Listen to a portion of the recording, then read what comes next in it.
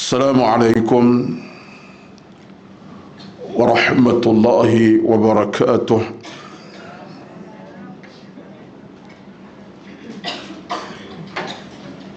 Innal hamdalillah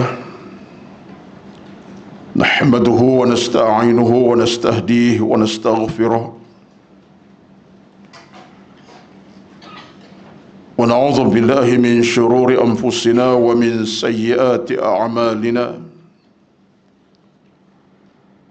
من يهده الله فلا مضل له ومن يضلل فلا هادي له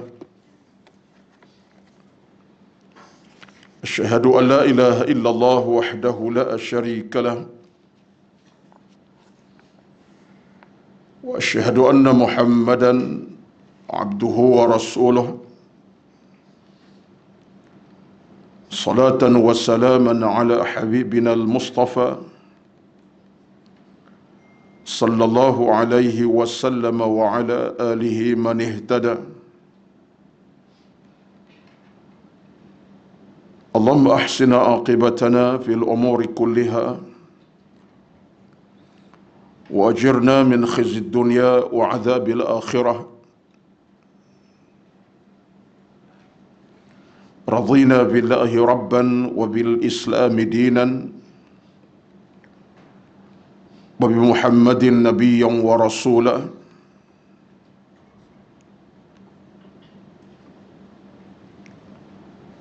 اللهم انصر إخواننا المسلمين والمجاهدين في فلسطين. اللهم دمر أعداءك أعداء الدين لا سيما الكفار المستعمرين الغاصبين. اللهم ثبت قلوبهم وجهادهم إنك على كل شيء قدير. لا إله إلا أنت سبحانك إنا كنا من الظالمين. اللهم رب اشرح لي صدري ويسر لي أمري واحلل عقدة من لساني يفقه قولي يا رب العالمين. أما بعد، أعوذ بالله من الشيطان الرجيم. بسم الله الرحمن الرحيم. ثم لتسألن يومئذ عن النعيم. Yang bermaksud kemudian setiap kamu akan dipersoalkan oleh Allah Subhanahu wa taala pada satu hari nanti tentang nikmat-nikmat yang telah Allah kurniakan kepada kamu. Surah At-Takatsur ayat ke-8.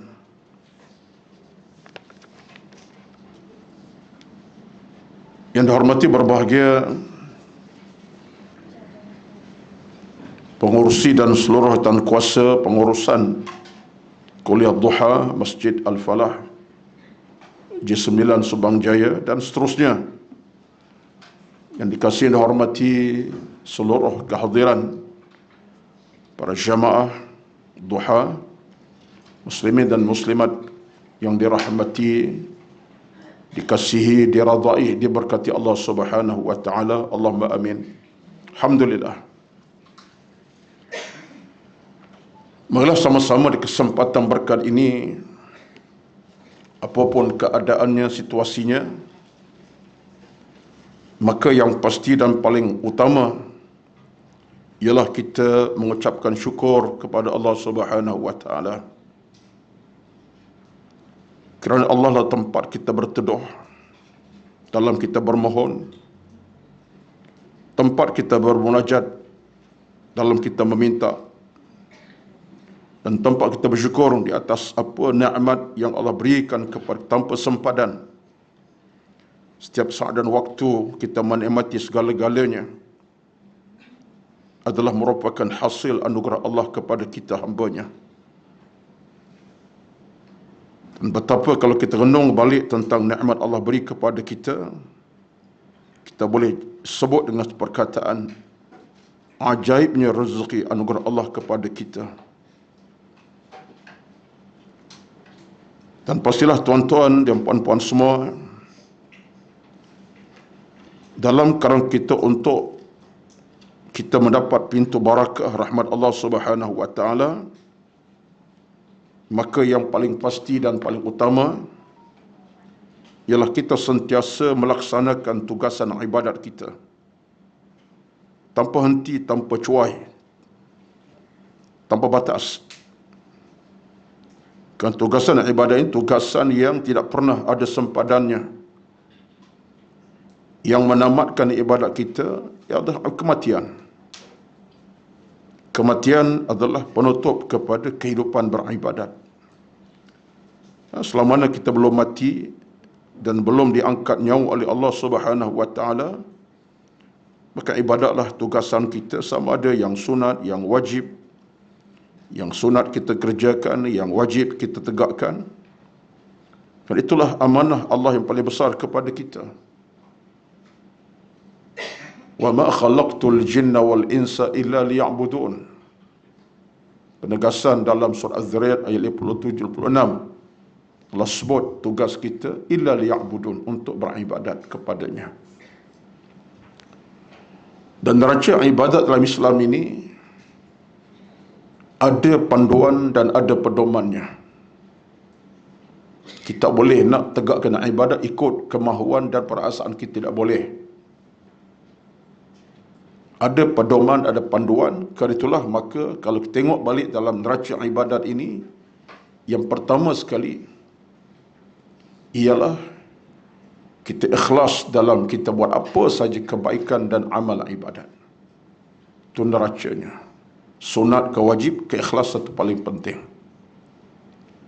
Yang kedua neracanya adalah istiqamah, berterusan tanpa henti. Sikit, kemudian mungkin lebih banyak lagi. Kalau sikit pun beristiqamah. Neraca yang kedua. Neraca ketiga dalam ibadat ialah kita sentiasa bermohon kepada Allah untuk Allah terima amalan kita. Allah terima ibadat dan amalan kita. Itu neraca ibadat. Maka kita rayu kepada Allah Azza wa Jalla. Dalam satu doa yang saya fikir dah acap kali saya sebut, Allahumma inni as'aluka ilman nafi'an wa rizqan tayyiban wa amalan mutaqabbala. Hadis Al-Imam Abu Daud, riwayat sahih pada Nabi sallallahu alaihi wasallam. Ya Allah, aku mohon ilmu yang bermanfaat, rezeki yang baik-baik dan amal yang diterima. Diterima-Mu ya Allah, jangan tolak amalku walaupun kecil, tak banyak pun terima ya Allah. Sunat dan wajib. Dan neraca keempat dalam kita beribadat ialah kita bersungguh-sungguh, al-jahdu wal jihad. Tak cukup kita istiqamah, ada kesungguhan, ada kemahuan, ada keinginan yang menebal, mendalam dalam hati untuk melakukannya. Tidak ambil sikap santai, mudah, tidak. Ibadat bukan isu mudah, dipermudah-mudahkan, dimudah-mudah, tidak. Mesti ada kesungguhan.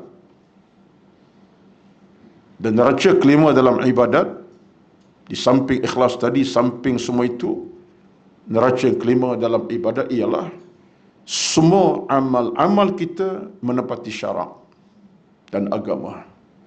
Muwafaqatus syar'i, menepati syarak itu yang kelima. Mesti menepati hukum hakam agama dan syarak. Tak boleh keluar batas tersebut. Ibadat mesti sesuai dengan syarak agama, ketentuan agama. Ini 5 syarat penting menjadi pasak dalam kita beribadat kepada Allah Azza wa Jalla, yang tugasnya tidak akan terhenti hinggalah saat kita mati. Li'annal mauta yaqta'ul hayata. Kata ulama, kematianlah memutuskan kehidupan.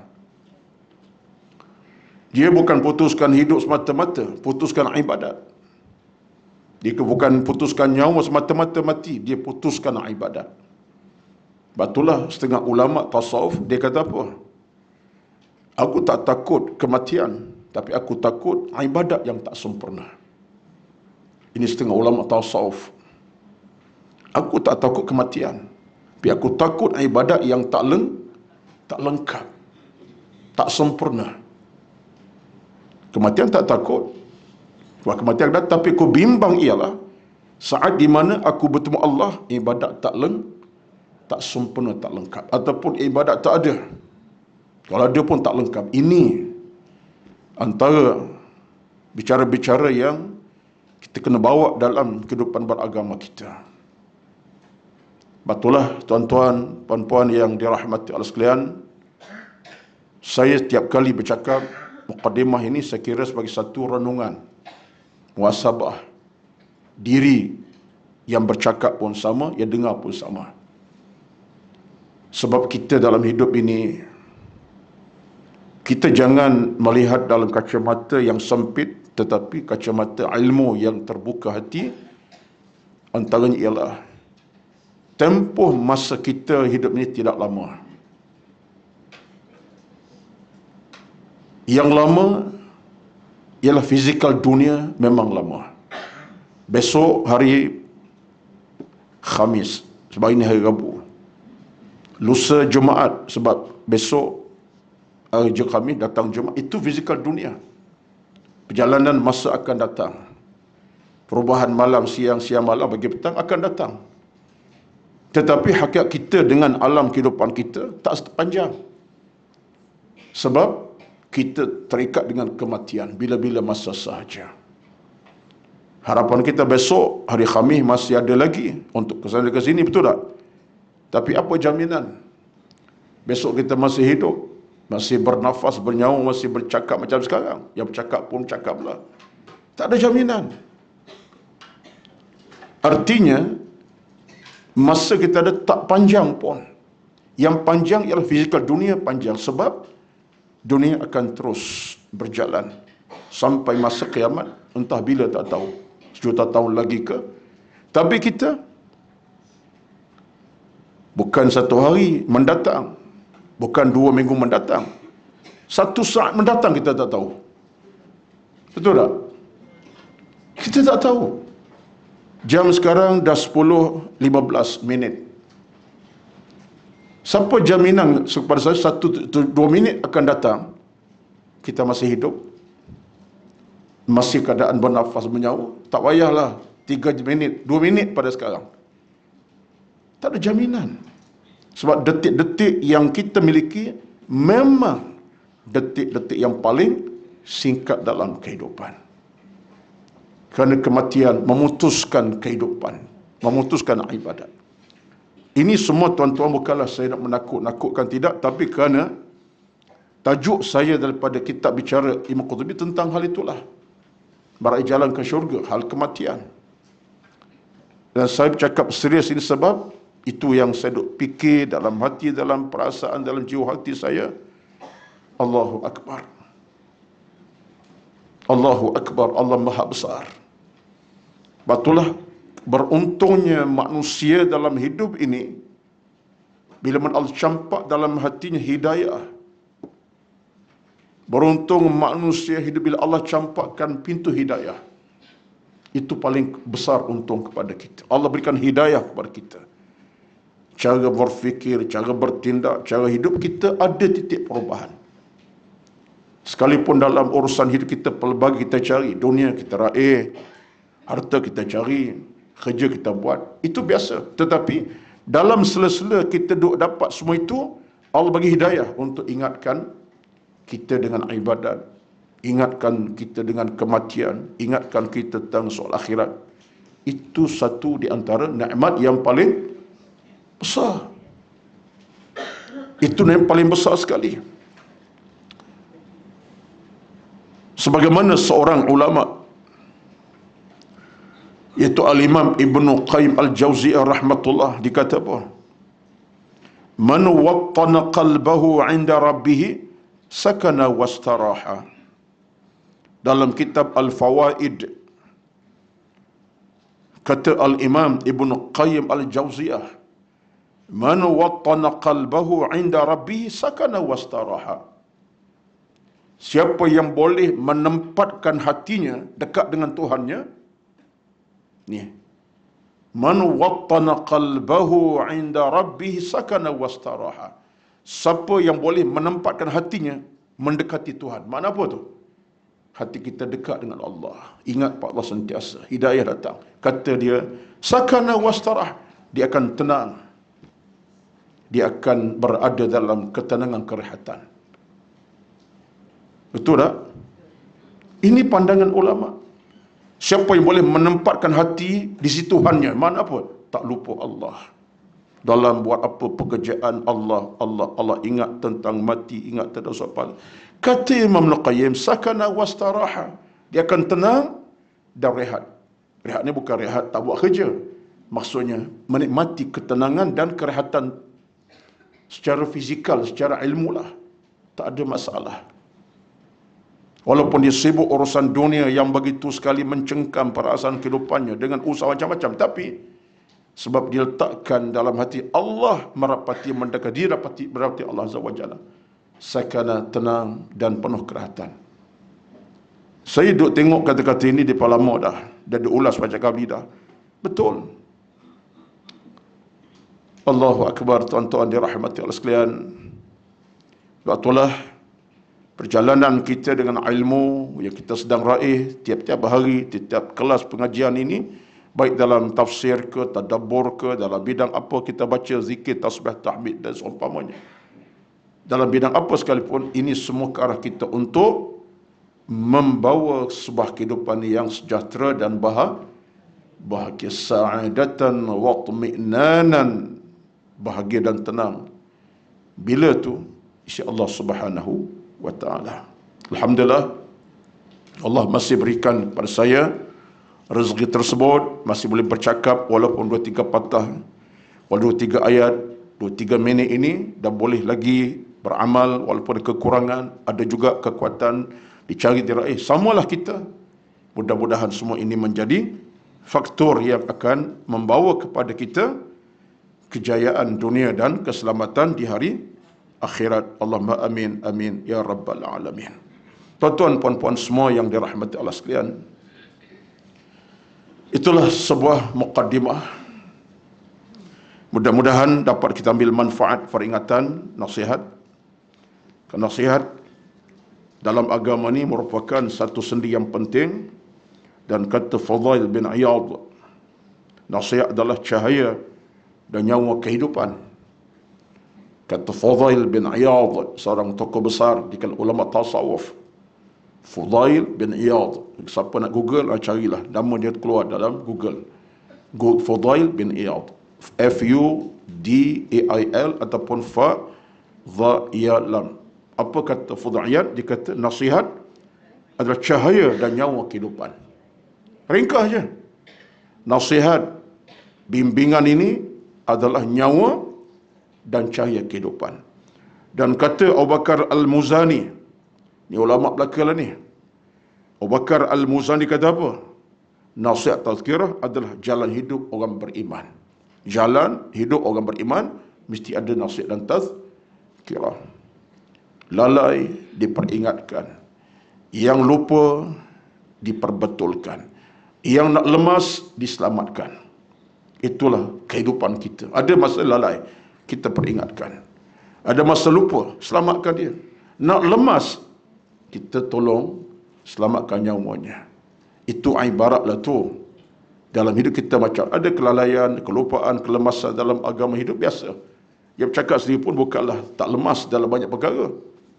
Tak lupa, tak bukan. Kita ni ada kelalaian, kelupaan dan kelemasan. Jadi kena diselamatkan. Siapa yang selamatkan? Ilmu yang menyelamatkan kita. Iman yang menyelamatkan kita. Amal salah menyelamatkan kita. Ini adalah satu situasi yang kita kena sebut saja. Alhamdulillah, pada pagi ini kita dalam suasana walaupun masih meraihkan program ilmu kita, tapi tuan-tuan, hari ini dah masuk 2 bulan cukup dah. Tepat 2 bulan hari ini. Apa 2 bulan tu? Ha? Peristiwa kekejaman, pembunuhan yang tak berkemanusiaan, kezaliman yang dilakukan oleh Zionis Yahudi Israel. Hari ini masuk 2 bulan. Cukup-cukup 2 bulan hari ini. Allahu Akbar. Sampai saat ini dentuman bom masih berlaku, pembunuhan masih berjalan, kerosakan secara fizikal dilakukan. Hari ini ikut kepada setakat 3 bulan 12. Hari ini berapa ini? 6. 3 lepas, statistik terkini syahid seramai 15,523 orang lebih. Syuhada, kecederaan 41,316 orang cedera, tak dapat rawatan yang lengkap, yang sakit terus sakit, yang parah menanti saja maut. Hospital telah hancur, doktor pun tak dapat bertugas. Dan ikut ke report, saya baca report tuan, kita kena tahu jugalah. Jangan kata tak penting ustaz, itu penting. Sebab ia babitkan soal maruah kita orang Islam, maruah rakan seagama kita yang sedang dizalimi. Kerana hari ini kalau masjid yang dah runtuh sepenuhnya 95 buah, masjid yang separa musnah 183 buah, tak dapat guna dah. Tak ada elektrik, tak ada api, tak ada air. Kalau ada tiang pun tiang ialah ada. Yang musnah terus 10 buah. Gereja pun ada dirosakkan 3 buah. Yang dah umur 600 tahun dirosakkan. Dan demikianlah kezaliman yang berlaku sekarang ini. Kediaman yang musnah totally 50,000 buah.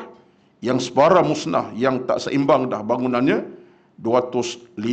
Ini statistik ini saya dapat rasmi daripada pelbagai sumber dan kita mengikuti perkembangan dengan rapat. Ini statistik yang hampir menepati situasi yang berlaku. Wallahul musta'an. Amat tertekan, amat terasa di hati kita tuan-tuan, kerana sampai 2 bulan ini bukan satu benda yang mudah. 2 bulan ini telah menekan perasaan semua peringkat masyarakat, baik kanak-kanak hilang ayah, baik ayah hilang anak-anak, baik ibu hilang anak, baik saudara hilang saudara kandung. Makan tak cukup, lena tidur pun tak ada kelenaan dah. Ketenangan dah hilang, berpisah kasih anak dengan ibu, ayah dan keluarga. Ini semua tuan-tuan ujian yang dahsyat, ujian paling dahsyat dalam era-era terkini. Dah 2 bulan lengkap, ini 2 bulan, di 7 Oktober hingga ini 6 Disember. Situasi masih belum aman.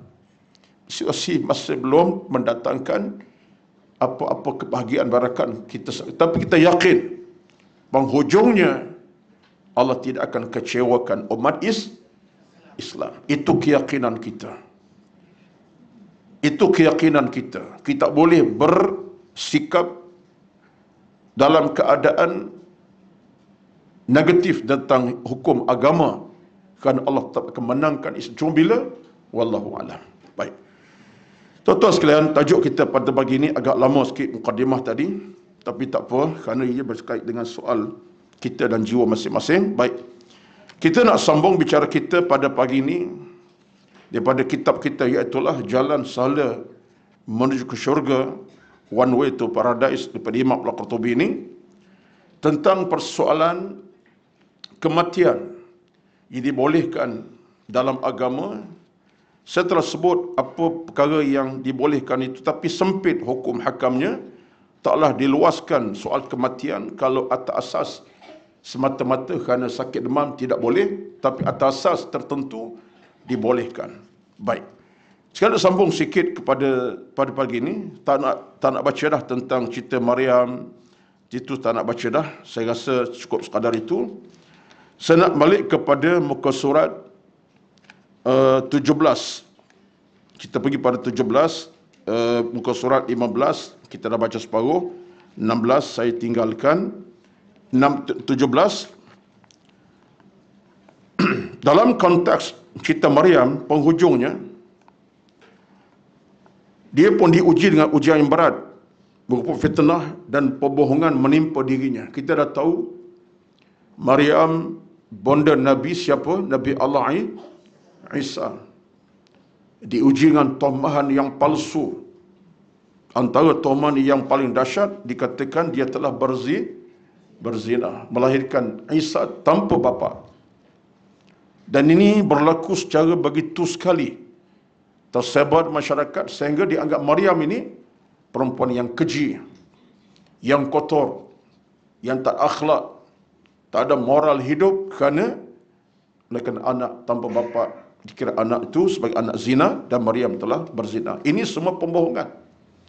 Sedangkan Maryam perempuan yang siddiqah, yang benar, tak berdusta akan kebenaran ceritanya, yang tak pernah buat kerja jahat maksiat. Ini semua ketentuan Allah mengandung tanpa bapa. Sebab Allah boleh melakukannya. Apa masalahnya? Tapi kerana orang-orang di zaman tak ada iman, mereka tak kait dengan soal ketuhanan Allah, mereka tak percaya apa dia diceritakan Maryam alaihissalatu wassalam. Diuji dengan ujian berat, fitnah, perhubungan menimpa dirinya. Oleh kemudian berdasarkan kadim para serta penafsiran yang telah kami paparkan tadi, maka mahukan kematian hakikatnya tak dilarang jika berdemikian. Maryam pernah merasakan baik dia matilah, sebab dia tak sanggup terima tekanan. Apakah hasrat Maryam itu dianggap dosa? Tidak. Sebab dia memang ditekan sungguh untuk menyatakan kebenaran, dia tak mampu. Akhirnya dia pernah sebut, baik aku mati, lain mutu, kalau aku mati lebih baik pada hidup. Jadi hal ini kata ulama, ini bukanlah bermaksud Maryam berasa, tidak, tapi dia ditekan kerana kedahsyatan itu, maka ulama tidak menyatakan satu kesalahan. Dalam hadis nyatakan bahawa mahukan kematian hanya dia benarkan seorang itu ditimpa musibah, seperti bimbang menjadi murtad, dan bimbang orang tersebut tidak dapat lagi melaksanakan ajaran agama dengan baik. Jadi dalam keadaan izin mati ni, kalau kita bimbang, kita murtad, musibah datang, contohnya mungkin dalam satu faktor tertentu, dipaksa untuk tinggalkan agama, dipaksa untuk murtad daripada Islam, contohnya ditahan, dipaksa, dan dia tak redha untuk meninggalkan agama. Ketika itu ujian datang, maka orang itu kalau dia kata aku lebih matilah daripada hidup sebab aku tak tinggal agama ini, maka itu tak dianggap sebagai berdosa. Kalau dia bimbang, kalau dia hidup lagi, mungkin dia akan dipaksa agama, dia tinggal agama, dipertahankan. Maka kata para ulama, untuk itu tidak dianggap orang itu berdosa kepada Allah Azza wa Jalla. Oleh demikian, bukan musibah yang menimpa anggota tubuh atau musibah lain, tapi sekadar hilang harta, sakit demam, tak larat, contohnya, di atas faktor ujian harta, ujian sakit demam, baik aku mati, tak boleh. Itu bukan musibah yang besar, sekalipun nampak macam besar. So apa? Hilang harta benda, tak ada apa, dah tinggal baju di badan pun orang beri, contohnya. Makan minum orang tolong suap, tak boleh nak makan sendiri, tak boleh nak beli, contohnya. Atau ujian sakit demam yang dahsyat sampai tahap nak bergerak tak mampu. Sekarang itu musibah, tapi itu musibah yang tak layak seorang itu kata apa? Ya Allah, aku mati daripada hidup, tak boleh. Sebab itu bukan satu peringkat yang wajar kita angkat kepada Allah, rasa nak mati. Sebab apa? Musibah demikian bukan musibah yang paling berat, sekalipun sakit berat. Bahkan kata ulama, kalau kita sabar, wa in tasbira ala bima usiba, kita sabar atas ujian menimpa, kita banyak berdoa, boleh jadi Allah beri kita apa dia? Kesembuhan, keselamatan. Boleh jadi. Ialah seorang manusia Allah uji dengan kepayahan hidup, tapi dia bertawakal, dia berusaha gigih, dia cari jalan pulang kepada Allah kembali dengan usaha pelbagai, doa tak putus. Boleh jadi Allah beri kembali hak dia, daripada kesakitan kepada kesembuhan, kepayahan kepada kebaikan, kemiskinan kepada kekayaan. Boleh jadi, tapi kena sabarlah. Betullah dalam hal ini ada hadis disebutkan Di bawah tu tuan-tuan cuba tengok hadis Imam Malik dan Ibn Tirmizi, tengok apa di antara doa yang kita patut sebut dalam soal kita nak menjadi orang yang yakin akan pertolongan bantuan Allah Subhanahu Wa Taala dalam kita hadapi masalah hidup. Apa di antara doanya? Allahumma inni as'aluka fi'lal khairati wa tarkal munkarati wa hubbal masakin wa idza aradta bi'ibadika fitnatan faqbidni ilaika ghaira maftunin. Ini doa ni. Harapan, minta, munajat, merintih, doa kepada Allah Azza wa Jalla dengan hati penuh keikhlasan. Yang doa ni siapa ni? Orang beriman lah ni. Dia ada kuat iman, dia kata apa? Ya Allah, ya Tuhanku, aku mohon kepadamu untuk aku ini ada kekuatan untuk buat segala kebaikan dan kebajikan. Dalam kepayahan, dalam musibah menimpa, dalam ujian dihadapi, tetap dia mengumpul Allah apa dia? Ya Allah, aku mohon kepadamu, aku ni boleh buat kebaikan dan kebajikan. Jaga ibadat, buat ibadat. Wa tarkal munkarat, aku nak kepadamu ya Allah kekuatan tinggal kemaksiatan, kejahatan. Wa hubbal masakin, aku nak jadi orang yang suka tolong orang miskin. Maknanya, aku nak engkau beri aku rezeki ya Allah. Dalam kepayahan aku ada ini, aku mampu aku berubah untuk tolong orang, bantu orang. Kalau rezeki, rezekilah. Kalau kuatan-kuatanlah. Wa idza aradta bi'ibadika fitnatan faqbidni ilaika ghaira maftun. Itu tengok. Tapi ya Allah, kalau engkau menimpakan aku dalam keadaan fitnah kepada hamba-Mu, ambillah nyawaku dalam keadaan bebas fitnah ataupun kesesatan. Maksudnya apa? Tapi kalaulah aku tak mampu ya Allah, aku diuji yang dahsyat, sanggih contohnya, jadilah sampai tahap aku diuji sampai kena buang agama, kena seksa. Kalau ada orang seksa aku sampai kena buang Islam agama, maka engkau ambil nyawaku. Aku tak nak sama hidup dalam kesesatan itu sampai tahap aku keluar pada agama, tidak.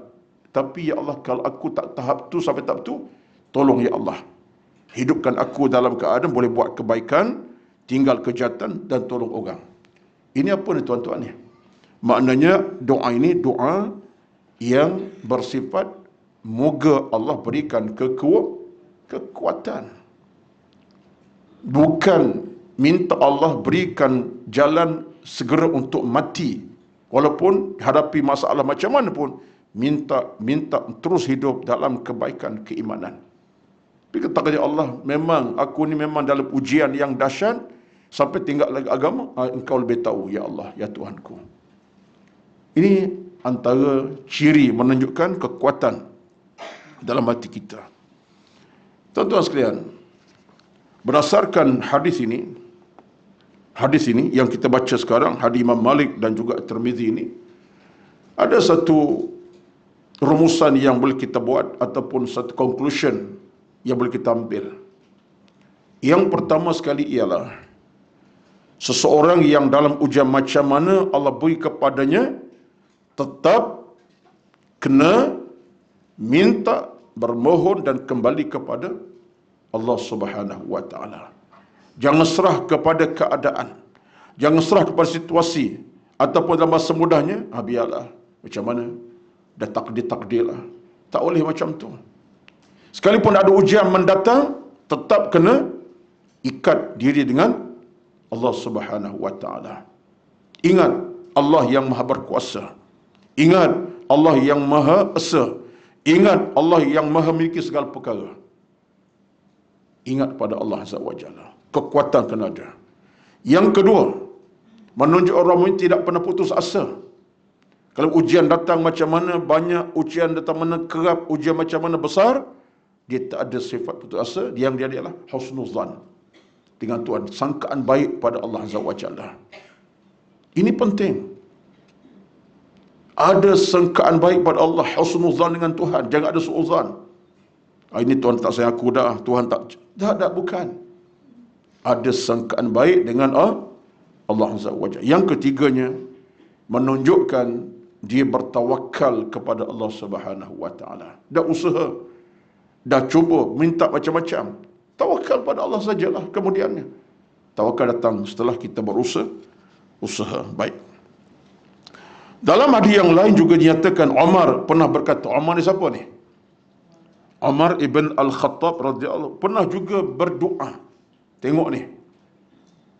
Tapi dalam suasana nadanya apa? Nada keimanan, bukan nada putus asa. Umar kata apa? Ya Allah, kekuatanku semakin lemah. Sebab Umar di penghujung usia beliau Khalifah Islam yang keberapa? Yang kelima kan? Yang kelima. Sejarah mana tu belajar ni? Saya yang kata ya. Yang kedua lah Umar, yang kedua ya. Pertama Abu Bakar, kedua Umar, ketiga Uthman, keempat Ali, kelima tak ada dah. Siapa kata ada? Yang kelima ada. Tetapi Khalifah Umayyah kemudian, iaitu Muawiyah bin Sufyan. Dia tak masuk dalam 4 sahabat itu. Tapi menarik kalau kita baca dalam fakta sejarah dan sirah, ada ulama yang memasukkan, kalau boleh dimasukkan khalifah yang kelima, siapa? Selepas Ali. Ini mengaji lama ni tak? Kak Salawat berapa tahun dah ni? Takkan tak belajar bab sirah dan sejarah ni? Tak ngaji sini pun ngaji bab lain.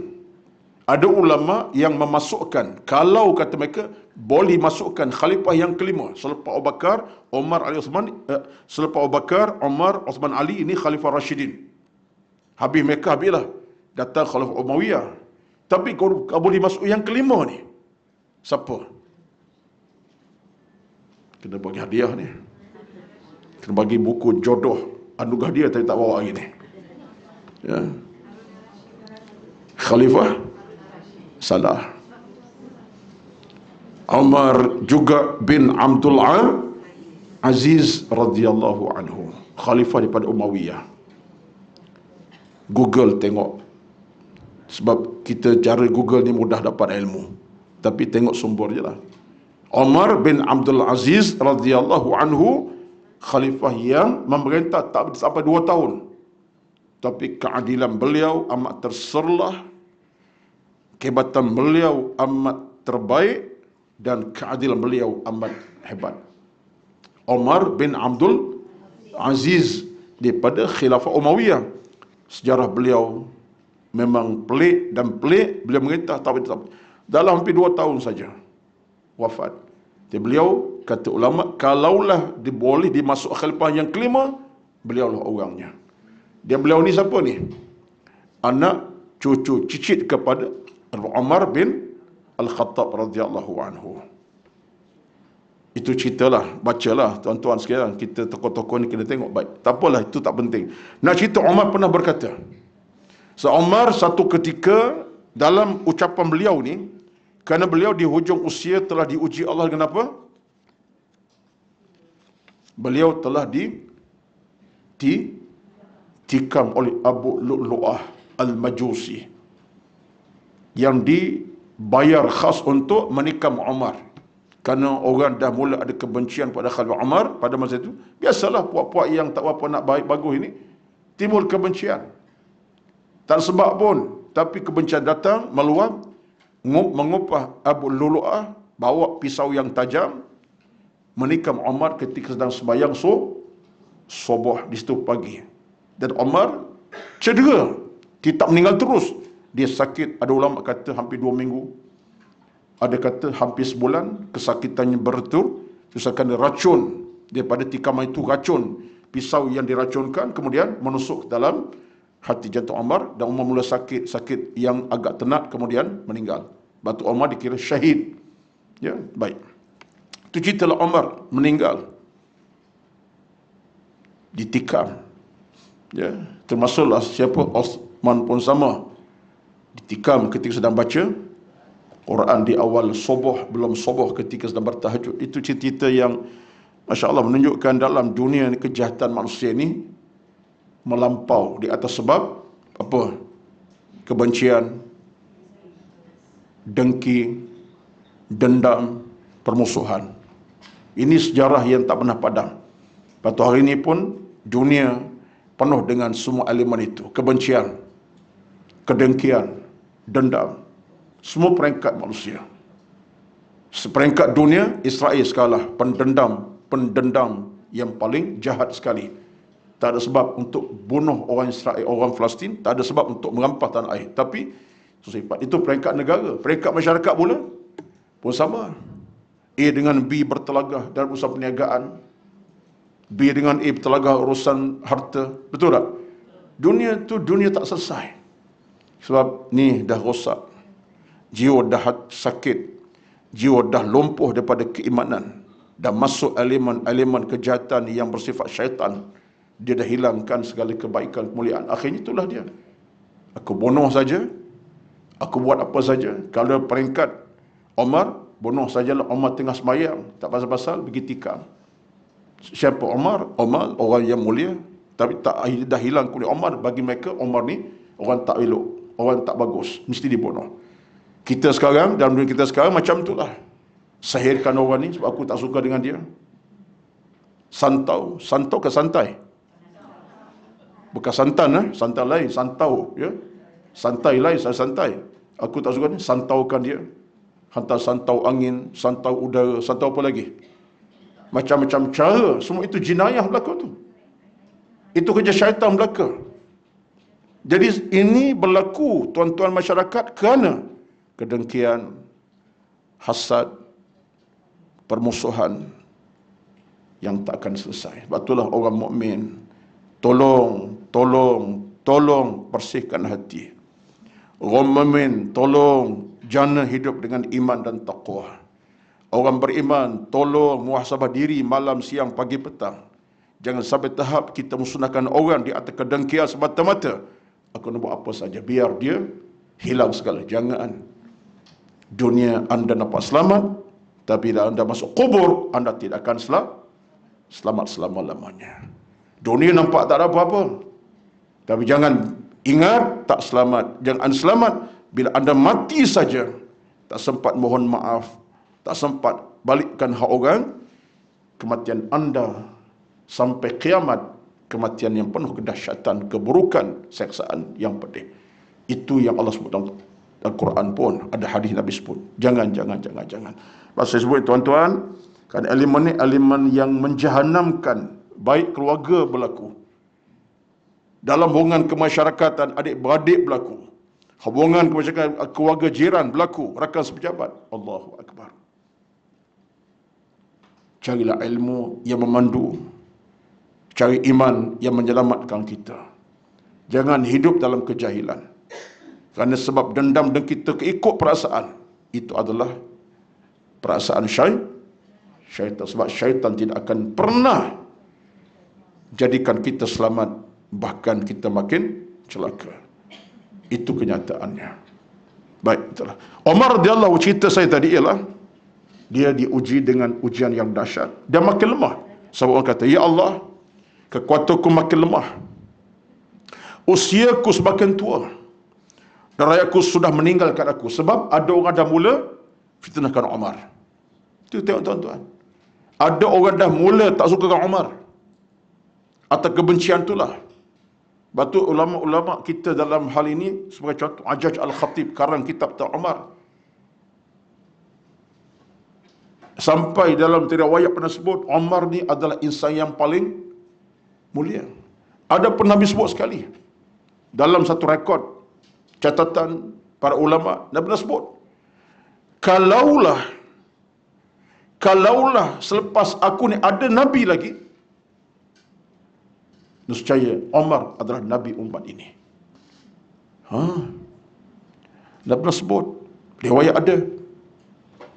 Tapi memang Nabi tak ada. Nabi tak ada dah. Nabi, khatum Nabi dah tak ada. Tapi Nabi kata, kalau umat ini ada lagi Nabi lepas aku, nescaya Umar adalah Nabi. Makna apa tu tuan-tuan? Mana Nabi letakkan Umar tempat yang paling tinggi. Akhlak, pribadi, sikap, watak, ilmu, iman, agama. Seorang Nabi ni tuan-tuan, mulia. Seorang Nabi tidak akan berakhlak buruk walaupun satu sen, satu saat, satu minit. Allah akan pelihara mereka. Itu Nabi-Nabi. Daripada Nabi Adam sampai Nabi kita Muhammad, Mereka di bawah pemeliharaan Allah. Wallahu ya'simuka minan nas. Orang tak boleh cacat cederakan Nabi-Nabi Rasul-Rasul dengan apa cara. Boleh mereka fitnah, tapi fitnah aku itu akan terkubur. Mereka buat apa saja, tak akan berjaya. Sebab Nabi ni Allah pelihara akhlak watak. Omar kata riwayat, Nabi sebut, kalau ada Nabi lepas aku wafat, ada lagi Nabi. Fa Umaru huwa Nabi. Umar adalah Rasul. Tapi tak berlakulah. Allah tu Maha Kaya, stop kat Nabi Muhammad, tak Nabi. La Nabiya ba'dah, tak Nabi lepas Nabi Muhammad. Selesai. Jadi cerita Nabi tadi apa? Umar peribadi. Tapi tiba-tiba masyarakat ada orang yang benci. Umar ditikam. Jadi bila sampai tahap itu, Umar radhiyallahu anhu berdoa kepada Allah Azza wa Jalla. Ini riwayat daripada Imam Malik bin Anas. Berdasar kepada cerita para sahabat yang masih hidup, mencerita demikian. Umar demikian keadaannya. Lalu Umar berkata, Ya Allah, kekuatanku makin lemah. Tak ada apa dah.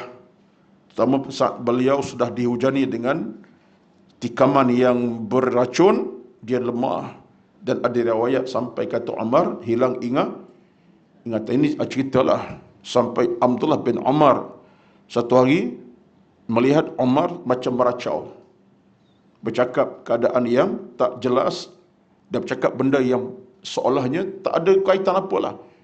Abdullah Umar pernah kata, aku lihat ayahku satu hari setelah peristiwa ini dah mula meracau. Kerana kesan racun yang berbisa itu dah mula masuki rongga sendi kehidupan jantung dan dirinya. Itu saat Umar diuji Allah Subhanahu Wa Taala. Cuma Umar ini saat dia sakit itu, dia masih lagi sempat minta satu perkara yang besar. Ini pun rekod ada dalam kitab Imam Al-Ghazali pun sebut dan banyak kitab sebut. Tengah dia sakit itu, walaupun keadaan macam tu tertekan, keadaan sakit tenat sangat, kerana racun yang dah mula apa? Merebak lah. Sebab macam Nabi jugalah kan. Macam Nabi pun setelah balik daripada peristiwa haji di Mekah terakhir, Nabi dah mula makin uzur, dah tak larat, sampai nak semayang imam tak mampu. Tak larat. Kerana kata ulama, racun yang siapa yang buat kerja tu? Perempuan Yahudi yang pernah beri Nabi makan daging paha kambing, diracun dalam tu. Nabi termakan. Sahabat ada yang meninggal, Nabi Allah selamatkan, tapi racun dah mula berbisa. Nabi tak larat balik pada Mekah. Itu cerita kesannya. Umar pernah begitu keadaannya, tapi Umar radhiyallahu anhu cerita sempat tengah-tengah sakit itu dia bercakap kepada anaknya Abdullah bin Umar, anaknya Abdullah bin Umar Al-Khattab, sahabat Nabi, anak muda lah ni. Sampai dia kata, aku ni tak lama lagi nak mati, wahai anakku Abdullah.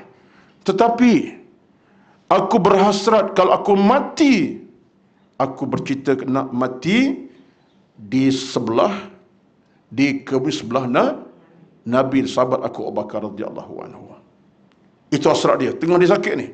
Aku dah nak mati sampai masa dah. Tapi aku berhasrat satu perkara. Aku nak sangat aku dikebumikan sebelah Nabi, sebelah sahabat aku Abu Bakar radhiyallahu anhu. Sedangkan pada masa itu yang berhasrat untuk dikebumi sebelah Nabi dengan Abu Bakar siapa? Aisyah radhiyallahu anha. Aisyah dah wasiat dah, aku akan iringi suamiku Nabi Muhammad, ayahku Abu Bakar sebelah menyebelah lah. Itu ayah dia Abu Bakar, itu suaminya Nabi Muhammad. Kata Aisyah, kata aku nak dikebumikan kalau aku meninggal di sebelah ayahku, di sebelah suamiku Nabi Muhammad SAW. Hasrat itu memang ada terpadam hati Aisyah. Riwayat sebut itulah hasratnya. Tapi Umar disebut kepada Abdullah, dia kata beginilah, dia kata aku ni sangat rindu kepada Rasulullah.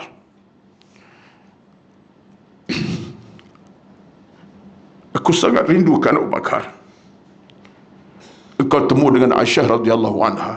Dia minta Abdullah anaknya minta keizinan atas hasrat beliau untuk dikebumikan selepas sebelah ayahnya dan suaminya Nabi SAW. Aku amat hasrat untuk dikebumikan tempat yang sama. Lalu Abdullah terus bertemu dengan Ummul Mukminin Aisyah ni.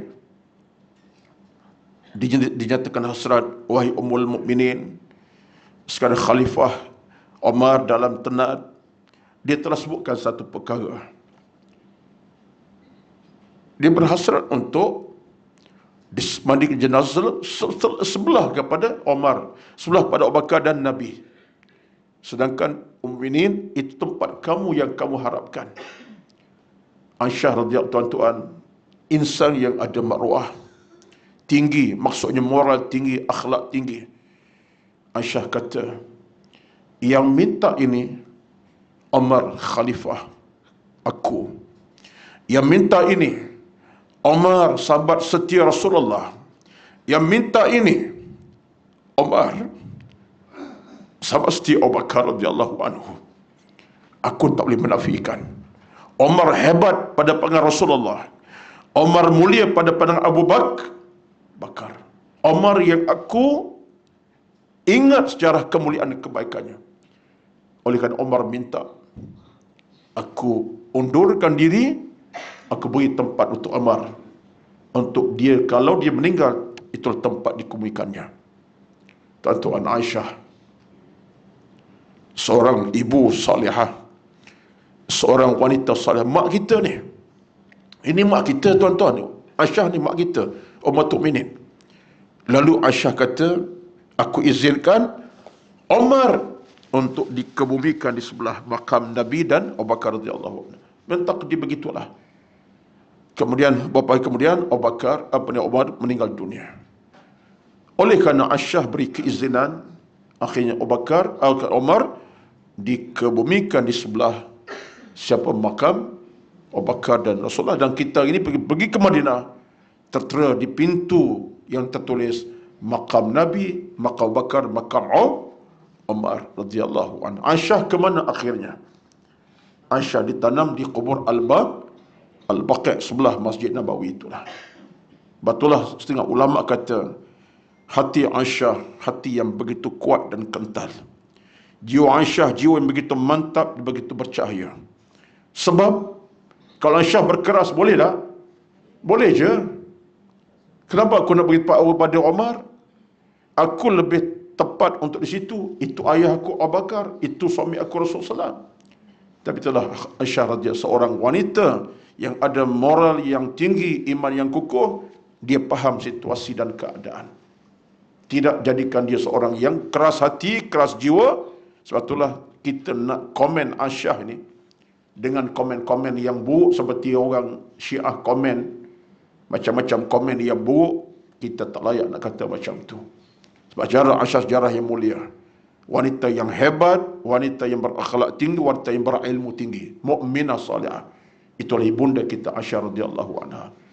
Akhirnya bila Abu Bakar balik, bila Abdullah balik kepada ayahnya menceritakan, ayah, dalam ayahnya tengah sakit ni, Abu Bakar sakit ni, Umar tengah sakit, bonda kami Aisyah Minin izinkan engkau dikebumikan. Umar diriwayatkan air matanya tumpah tak berhenti. Dalam kesakitan itu, riwayat sebut, fabaka Umar bukaan syadidan. Umar menangis. Hasratnya diperkenankan oleh Ummul Mukminin Aisyah radhiyallahu anha. Rezeki Umar radhiyallahu anhu. Rezeki kemudian. Jadi ceritanya tuan-tuan, kalau saya baca minta maaf, cerita ini cerita dirakamkan oleh banyak tulisan, bahasa Imam Al-Ghazali rahmatullah. Dan cerita setelah kupas panjang di Masjid Darul Ihsan Qiyam Duha beberapa bulan yang lepas. Baik. Allahu Akbar. Kita pergi ke Mekah, ke Madinah, kita ziarahi makam Rasulullah, makam Bakar dan makam Umar. Itulah lokasi yang telah jadikan Umar berada di sebelah dua sahabat yang paling dicintainya Nabi-Nya Muhammad SAW, Abu Bakar radhiyallahu anhu. Baik, tuan-tuan sekalian. Aisyah kuburnya dimakamkan di Al-Baqi'. Baik. Lalu ketika berlaku peristiwa ini, Abu Bakar apa kata apa? Abu Bakar kata apa? Abu Bakar. Umar ya. Umar kata apa? Rasul sudah meninggal aku, maka matikan aku dalam keadaan aku banyak melakukan kebajikan. Saya nak sandarkan cerita tadi ialah Umar minta mati, Dia bukan putus asa ni. Dia tahu dia telah dalam kesakitan yang teruk. Apa tak teruknya? Dengan tikaman beracun jam subuh ketika diimamkan solat, dia makin sakit sehingga dia mula terlupa dan meracau dalam satu dua keadaan. Kemudian orang dah makin tak sukanya, dia makin tua. Tapi apa dia kata? Matikan aku dalam keadaan banyak melakukan amal kebajikan. Mana Umar minta mati, dia bukan dalam watak, dalam keadaan putus asa, tapi dia minta Allah matikannya dalam saat dia masih buat amal soleh dan amal kebajikan banyak. Ini untuk menunjukkan Umar radhiyallahu anhu minta mati, tapi bukan kerana faktor dia putus asa dan keadaan dia sakit tenat pada aku mati, tidak. Kerana riwayat kata kurang sebulan kemudian Allah cabut nyawa Umar. Mana tak sampai sebulan kemudian daripada peristiwa ini. Batu ada yang kata dalam sejarahnya Umar meninggal setelah 3 minggu daripada peristiwa beliau ditikam. Ada yang kata 2 minggu setengah, lebih kurang sebulan lah. Akhirnya Umar telah wafat meninggalkan alam ini. Baik. Satu cerita yang lain,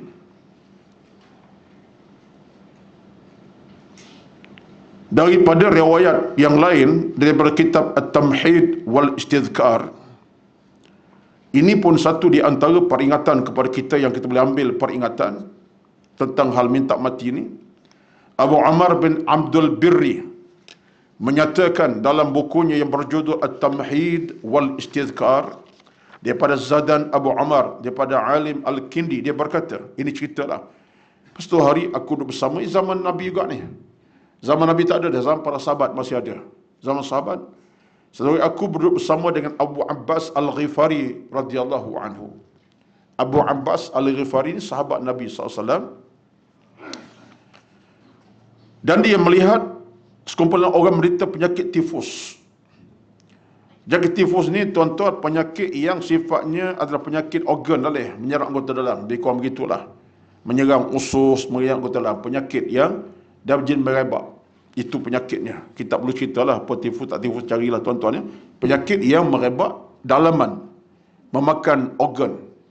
Mungkin dari sudut paru, jantung, hati, macam itu. Tersebar penyakit itu. Dan melihat orang menderita penyakit tifus, dia berkata, wahai penyakit tifus, datanglah kepadaku. Dia mengucapkan 3 kali. Aku kemudian bertanya, mengapa kamu kata seperti itu? Bukankah Nabi telah bersabda, sesungguhnya tiap kamu semua dilarang mahukan kematian, kerana mati akan menyebabkan amal terputus sehingga dia tak dapat lagi melakukan amal soleh, terminta kepada Allah atas kesalahannya. Jadi ditegur oleh sahabat, minta penyakit tak boleh. Dalam suasana kita ada penyakit, kita kena hindar penyakit. Tiba-tiba dia minta kalau aku dapat penyakit yang sama juga. Sebab apa? Cepat mati. Sebab penyakit merebak, cepat mati. Jadi tegur sahabat, kenapa macam tu? Sebab kita dalam kaedah kita, bila ada penyakit yang tersebar, kita kena minta Allah jauhkan. Jangan cari pasal. Bukan kita minta aku nak sakit yang sama lah supaya mati cepat. Itu tak boleh. Cuba untuk hindarkan. Dan kalau Allah uji penyakit itu, nak macam mana? Berjadi kita akan tamat riwayat dengan penyakit, tapi kita usaha untuk berubat. Jangan pula cari pasal. Maka sahabat ni diminta penyakit itu datang kepadanya. Diulang 3 kali. Lalu kata sahabat ini, mengapa engkau kata demikian? Minta benda yang bukan-bukan macam tu. Bukankah Nabi bersabda, sesungguhnya tiap kamu dilarang mahukan kematian. Jadi ini tak betul lah dalam kaedahnya. Dalam kaedah kehidupan, tak betul. Nabi pernah sebut, janganlah kau minta kematian. Kerana kematian itu bila berlaku, menyebabkan amal kamu terus kita sebut acap kali. Dan dalam program 2 minggu, sebulan lepas saya sebut, kematian memutuskan banyak perkara daripada kita. Kalau kematian berlaku mengejut, amal terputus, iman terputus. Kalau berlaku keadaan tak mengejut sekalipun, kerugian kita ialah kita mampu tak sempat dan bertaubat. Jadi sebab itulah tuan-tuan sekalian, janganlah kita mencari sebab untuk kita diuji Allah Subhanahu Wa Taala. Apalagi kalau penyakit itu penyakit yang berbahaya. Cukup sekadar kita sebut, Ya Allah, Ya Tuhanku, aku mohon dijauhkan penyakit, dijauhkan ujian-ujian macam ni, diberikan kesihatan. Itu sepatutnya. Jadi sahabat tadi minta, ditegur oleh sahabat yang lain, sahabat Nabi tak ajar macam tu. Tak ajar macam tu. Abu Abbas berkata, aku dengar Nabi telah bersabda, badiru bil mauti sittan, imratas sufaha, wa kathratas syurati, wa bay'al hukmi, wa istighfafan biddami, wa qati'atar rahimi, wa nashwan yattakhiduna al-Qur'ana mazamira yuqaddimunahu yughannihim, wa in kana aqalla minhu fiqhan. Segeralah bertaubat, segeralah menyambut kematian ketika 6 perkara telah muncul. Apabila orang bodoh telah menjadi pemerintah, banyak bilangan orang-orang bertugas sebagai penguatkuasa ataupun polis, hukum telah diperjualbeli, nyawa tak berkira harga lagi, hubungan ar-rahim terputus di kalangan manusia kerana hanya dipertontonkan dan senandungkan, serta ramai orang mengaku faham Al-Quran padahal pengetahuan tentang Al-Quran sedikit sekali. Riwayat daripada Imam Ibn Abdul Bar. Wallahu alam, yang ini tunggu rancangan akan datang untuk dibincangkan. Memadai masa yang ada pada hari ini. Itulah sekadarnya. Kita bertemu lagi insya-Allah akan datang. Mudah-mudahan Allah sentiasa memberkati perjalanan kita dengan ilmu yang begini. Dan ilmu ni tak pernah ada sempadannya. Mudah-mudahan Allah berikan kita kekuatan hati dan jiwa, hidup dalam iman dan mati dalam iman insya-Allah. Allahumma amin. A'udzu billahi minasyaitonir rajim. Bismillahirrahmanirrahim. Alhamdulillahi rabbil alamin. Wassalatu wassalamu ala sayyidina Muhammad wa ala alihi wa sahbihi ajma'in. Allahumma inna nas'aluka ridha'aka wal jannah wa na'udzu bika min sakhatika wan nar. Allahumma innaka 'afuwwun karimun tuhibbul 'afwa fa'fu 'anna. Allahumma inna nas'aluka al-huda wat tuqa إنك سميع قريب مجيب الدعوات يا قاضي الحاجات. اللهم أحسن عاقبتنا في الأمور كلها وأجرنا من خزي الدنيا وعذاب الآخرة. اللهم انصر إخواننا المسلمين والمجاهدين في فلسطين. اللهم دمر أعداءك أعداء الدين، لا سيما الكفار المستعمرين الغاصبين. اللهم ربنا عليك توكلنا وإليك أنبنا وإليك المصير. ربنا آتنا في الدنيا حسنة وفي الآخرة حسنة وقنا عذاب النار. وصلى الله على سيدنا محمد وعلى آله وأصحابه أجمعين والحمد لله رب العالمين. تقبل الله منكم. السلام عليكم ورحمة الله وبركاته.